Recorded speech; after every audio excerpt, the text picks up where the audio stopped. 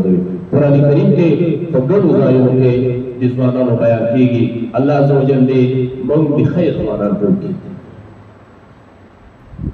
ابراهیم علیه السلام په قصه کې ابراهیم علیه السلام څنګه ځوان و، د ماشومتوب نه د باطل مقابله کوله.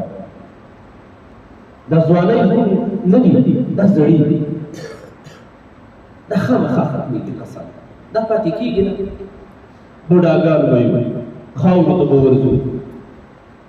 رسول الله صلی الله علیه وسلم یو حدیث مبارک کې فرمایي لا تزال قدما عبد يوم القيامة حتى يسأل عنه عن أربع. د قیامت په ورځ باندې چې څوک د الله په حضور کې درېږي نو د هر بنده قدمونه به له ځای نه خوځېږي، ځای په ځای به ولاړ وي، د خوځېدا اجازه به نه لري تر څو چې له دنه د څلورو شیانو پوښتنه نه وي شوې. دا کس به د الله په حضور کې داسې ولاړ وي، خوځېدلی به نه شي، هېڅ حرکات به نه شي کولی تر څو چې له دنه د څلورو شیانو پوښتنه نه وي شوې. یوه په دې کې د څه شي پوښتنه ده؟ عن عمره فيما أفنى. د ده د عمر متعلق دا عمر دې په څه کې تېر کړی؟ تا ته خو مې عمر درکړو 30 کاله، 40، 50، 60 کاله عمر، دا څه کې تېر کړو؟ د یوې ورځې حساب نه شو کولی، یو ورځ حساب. دا زموږ د ژوند ترکیب دا له دې ملتونو، ثانیو، ورځو، شپو، میاشتو څخه جوړ ده. دا ساتونو کې د یوه ثانیه او شپېته چې پوره شي له دې ملت جوړ شي، او له شپېتو ملتو نه بیا یوه ګانټه جوړېږي، او له ګانټې 24 ساعتونه بیا شپه ورځ، او 30 ورځې چې پوره شي نو بیا میاشت شي، له میاشتو نه بیا کلونه جوړېږي. نو دغه یوه ثانیه نه ده، دا که زموږ په بېدینۍ کې تېرېږي یا له موږ نه ضایع کېږي، یقین په الله باندې وکوئ چې دا زموږ لپاره بربادي او تباهي به دا بیا نه راګرځي. د عمر پوښتنه ترې کېږي، څه کې دې دا عمر تېر کړ؟ بله پوښتنه دا ترنه کېږي عن علمه فيما عمل به. د علم مې درکړی و، څومره عمل دې ورباندې کړی؟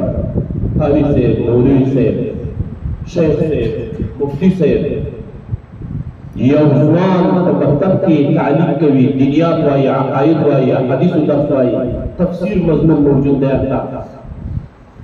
دا دې څومره عمل ورباندې کړی؟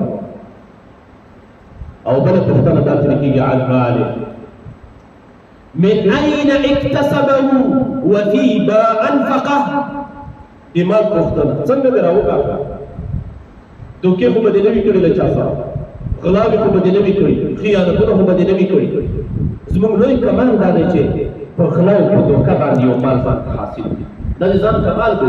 ولا غلط مې کړ، د 1 لک روپۍ موټر په 2 لکه مې ورباندې خرڅ نقصانات مې ورته یاد بس دوکه مې غلط د افتخار کې مې ورباندې 1 لک روپۍ موټر په 2 لکه مې خرڅ. والله ډېر تکړه یې، چېرته دې دا چلونه زده کړي؟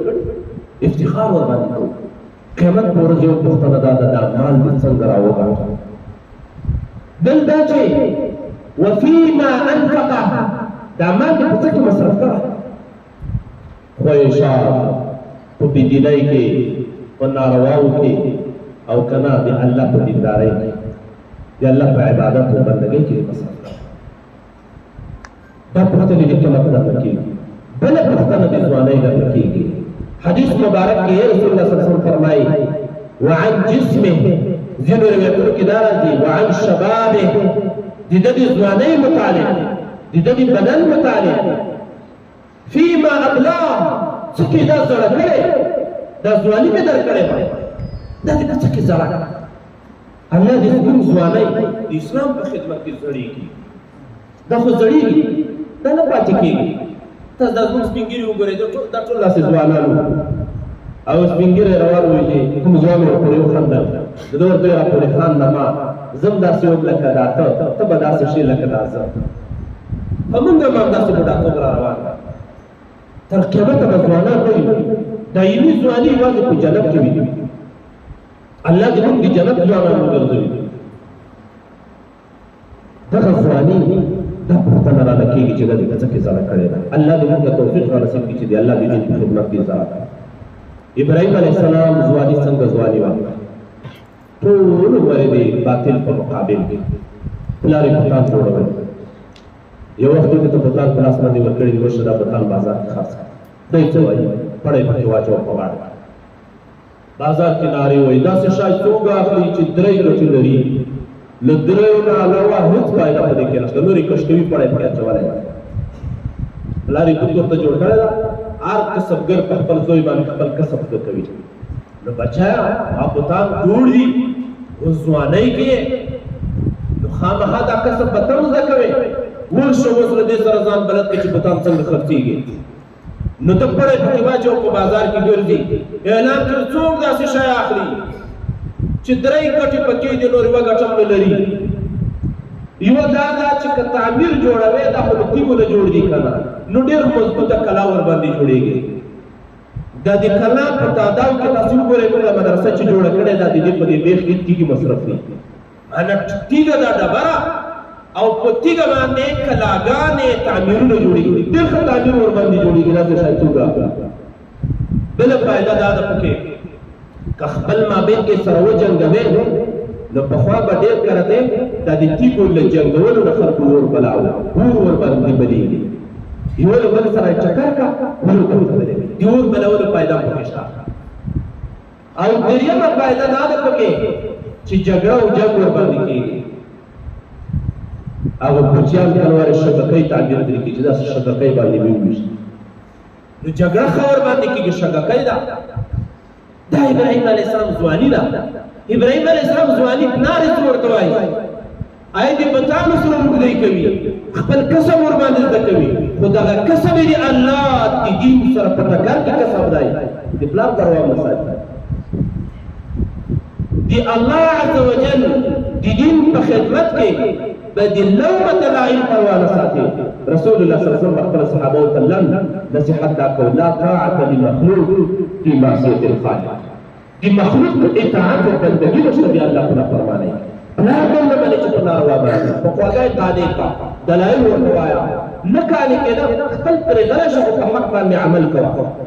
ابراهیم علیه السلام داس دغه چلو کوي. اوس د ابراهیم علیه السلام په باره کې قرآن کریم څه وایي. یو وخت بوتان مات کړل د نمرودیانو میله وه سترې وه خو چې کله یې مات کړل چې دوی له میلې نه راوګرځېدل او دا بوتان چا مات کړي دي. غټ بوت په غاړه کې د قبر ورکېښوده نو یو بل نه پوښتنه دا چا مات کړه. نو دا خلک ورته قالوا سمعنا فتى يذكرهم يقال له ابراهيم. الله دې داسې ځوانان وکړي. دلته هم د ځوان ذکر کېږي.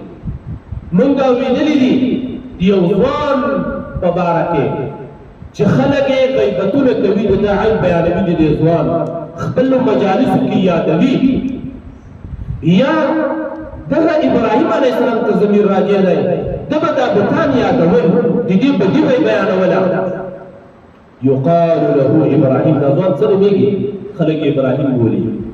یاره د یو ځوان متعلق ما اورېدلي دي چې هغه باره د بوتانو بدي بیانوله او دغه ځوان ابراهیم بلل کېږي. شاید ته مات کړي وي دا موسی یو ځوان او بوتان یې مات کړي دي. نو نمرود بیا ورته وایي آیا دا بوتان تا مات دي؟ آیا دا کار تا ترسره کړی زموږ په الهو خدایانو باندې؟ ابراهیم علیه السلام بل فعله کبیرهم هذا.